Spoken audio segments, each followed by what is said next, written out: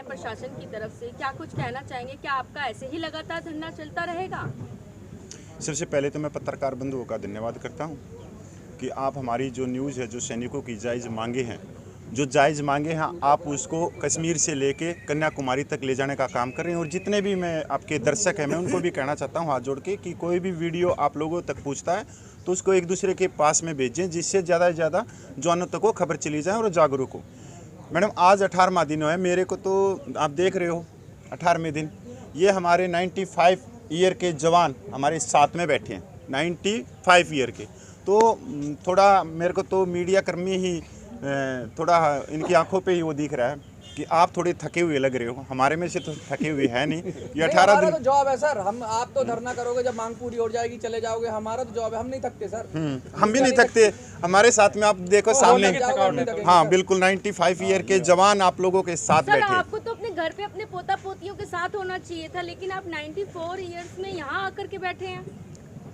वो बेटे इसलिए आना पड़ा है कि जो हमारे बेटियां हैं जिन्होंने अपने सुहाग को खोया हुआ है, उनकी बहाली के लिए हम ये मोर्चा संभाले हुए हैं। नहीं तो बैठ तो मैं भी सकता हूँ, लेकिन आप हिसाब लगाइए, एक ऑफिसर है, उसकी जो घरवाली है, जब अभी ऑफिसर इस दुनिया से रुखसत हो जाता है तो उसको 75 से 85 हज़ार तक रुपया मिल रहा है। और हमारी जो बेटियां अपने पतियों को खोती हैं, उनको क्या मिल रहा है? कभी देश के बंधुओं ने सोचा है कि पत्रकार सोचते हैं कि एक वीर नारी आज सिर्फ और सिर्फ 11,000 रुपया ले रही है। तो आप बताइए कितना अंतर है इसमें। तो क्या ये आंदोलन वो किसान आंदोलन की तरफ बनता जा रहा है, जिसमें कि जो बुजुर्गों का जो नंबर है वो बढ़ेगा आगे चल के? नहीं सर, ये किसान आंदोलन की तरह तो नहीं है। ये शांतिपूर्वक है और संविधान के दायरे में जायज मांगों के लिए आप नहीं, ये वो भी शांतिपूर्वक था, पर इसमें हम सरकार से उम्मीद लगा के चलेंगे। जैसे सरकार से आपने देखा होगा आलोचना वो कोसों दूर है, जब समय आएगा तब तक कोई आलोचना नहीं है। अभी भी हमारे को सरकार पे विश्वास, क्योंकि जो 75 सालों में जो एक दीवार बनाई गई सरकार और हमारे बीच में, जो जवान जेशो रिटायर्ड सैनिक, उनके बीच में एक कंकर ईंट की पत्थर की दीवार बना दी, तो उनको पता ही नहीं कि सेना में जवान जेशो रैंक भी होता है। वो सरकार ये देखती है कि जो रिटायर्ड अधिकारी हैं वही टैंक को ज़मीन पे नहीं कंधे पे रख के और दुश्मन के छक्के छुड़ाते हैं। ऐसा नहीं है। सबसे ज़्यादा 97% जवान जेशोज हैं और उनके जायज़ मांगे संविधान के दायरे में। आर्टिकल 14 यही कहता है, समानता का अधिकार दो। आज 18वां दिन है, सरकार की तरफ से किसी ने आपसे बातचीत का कोई रास्ता खोलने की बात हुई है? नहीं, हमारे तरफ से तो सर दरवाजे खुले हुए हैं। वैसे आप बोलते हो कि सरकार की तरफ से आपसे नहीं, सरकार की तरफ से अभी तक किसी ने बात करने की कोशिश नहीं की है। पर हाँ, राजनीतिक पार्टियों के बड़े बड़े जो राजनीतिक पदों पे बैठे हैं, जो विपक्ष है, उनके फ़ोन आ रहे हैं, पर हम अपने मन से उनको भी साफ संदेश दे रहे हैं। परमिशन से भी मना कर दिया जा रहा है और लगातार कल भी आप आए थे होली पे, तो काफ़ी दिक्कतों का सामना करना पड़ रहा है। क्या लगता है कि अब आप आगे कंटिन्यू कर पाओगे?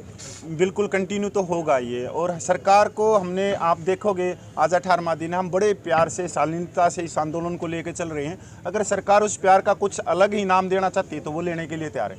फिर हमारे धरने का 18वां दिन है, क्या सेना के बड़े अधिकारियों द्वारा किसी तरीके का दबाव पड़ रहा है आप लोगों को ये धरना खत्म करने के लिए? ये बिल्कुल एक नंबर का सवाल पूछा है। मैं पत्रकार महोदयों का फिर धन्यवाद करता हूं, क्योंकि जो रिटायर्ड है ना, जो रिटायर्ड है अधिकारी हैं, वो बहुत सारे मंत्री भी हैं और बहुत सारे उच्च पदों पे भी बैठे हैं, मिनिस्ट्रियों में भी बैठे हैं। उनका बिल्कुल प्रेशर जा रहा है प्रशासन के ऊपर कि किसी भी तरह से इस आंदोलन को ख़त्म करवाओ।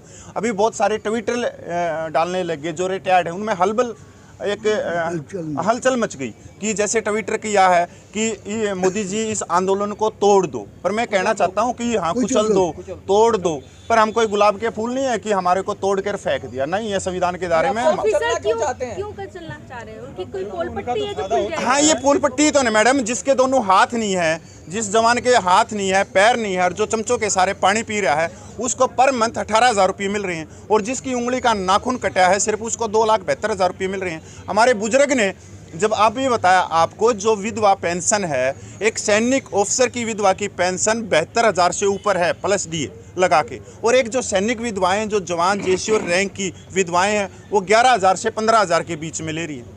ऊपर से विधवाओं के अंदर में भी अंतर देखती है भारतीय सेना। बिल्कुल, ये भारतीय सेना नहीं सर, ये जो नीतियां बनाई गई ना, जो नीतियां बनाई गई सरकार की तरफ से जो नीतियां बनाई गई, वो उनका दमन किया गया।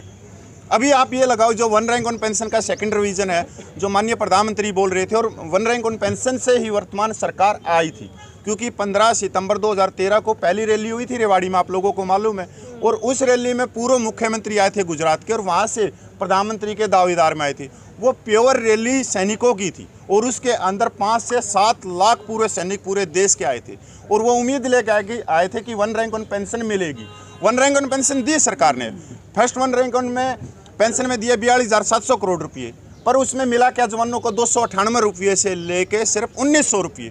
ये जो जेसीओज रैंक है मेरे साथ में बैठी, ये भी जेसीओ रैंक है, ये भी जेसीओ रैंक है, 298 रुपये। Second one rank on pension 20 जनवरी को दी, उसके अंदर 23,000 करोड़ रुपया दिया, परमेश्वर को बाहर निकाल दिया, एक्स ग्रुप के 2 खाते कर दिए गए। उसके बाद में जो जेसीओज रैंक है, जो सेना की, जो कहते हैं कि ये सेना की सेकंड कमांड है, गजेटेड ऑफिसर है, और सेना उन्हीं के ऊपर चलती है, वो उस वन रैंक ऑन पेंशन से बाहर कर दी। एक बड़ा सवाल ये है कि जब 42,000 करोड़ पहली बार दिए गए और बाद में 23,000 करोड़ रुपए दिए गए, तो ऑलरेडी बजट घटा दिया गया ORP2 में, उसकी तो बात आप करते नहीं है। नहीं, वो ऐसा नहीं है। जो 5 साल का रिवीजन है उसका बनता ही इतना है, पर वो बनता कितना है, वो जवानों के तो हक में आया ही नहीं। अभी इसी वन रैंक ऑन पेंशन में आप ये देखो कि आपको जो अमाउंट कम हुआ है, 2006 में एक जो नायक था उसकी थी 4,040 रुपये पेंशन, और एक लेफ्टिनेंट कर्नल की थी 14,600 रुपये। 14,600 से वो पेंशन बढ़ के 2023 के अंदर 95,000 प्लस डीए 1.5 लाख से ऊपर पहुंच गई। और वो जवान जो 4,040 रुपये ले रहा था, आज भी वो कितनी ले रहा है? 20,000 रुपये। तो ये कोई जादू की छड़ी थी सरकार के पास में, जो एक ही वर्ग के ऊपर घुमाई गई। जनरल VK सिंह जो कि आपकी ही कम्युनिटी से आते हैं, वो उन्होंने आपसे बात करने की कोशिश की है?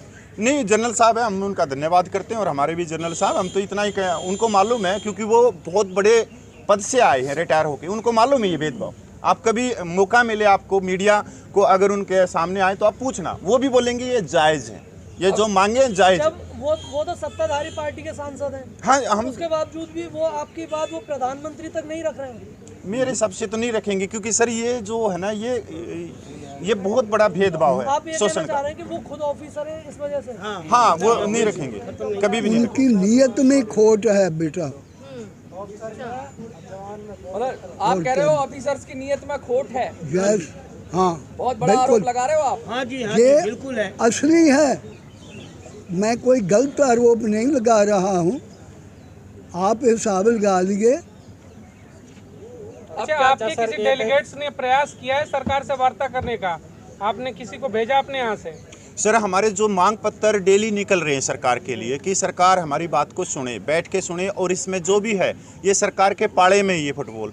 मैं आप लोगों को मैं कहना चाहता हूँ, और आपकी मीडिया के द्वारा भी कहना चाहता हूँ, ये साइलेंट जो आंदोलन है ये जंतर मंतर पे, हम जंतर मंतर पे संख्या बढ़ाना ही नहीं चाहते, हम इतने ही रखने चाहते हैं 100, पर ये आंदोलन पूरे देश में जा चुका है। अभी पूरे देश में डिस्ट्रिक्ट वाइज माननीय कलेक्टर को मांग पत्र दिए जा रहे हैं, माननीय राष्ट्रपति के नाम, तो ये साइलेंट तो हुआ ही नहीं। और आने वाले समय में हो सकता है कि बड़ी कॉल भी हो जाए, कोई ऐसा भी हो कि भाई सरकार अगर हमारे को दबाव में यहाँ से उठाती है या प्रशासन उठाता है, तो हमारे को बड़ी कॉल भी देनी पड़ सकती है, जेल भरो आंदोलन, संसद भवन, रामलीला मैदान की बहुत बात होती है। हाँ, संसद भवन घेराव या रामलीला ग्राउंड।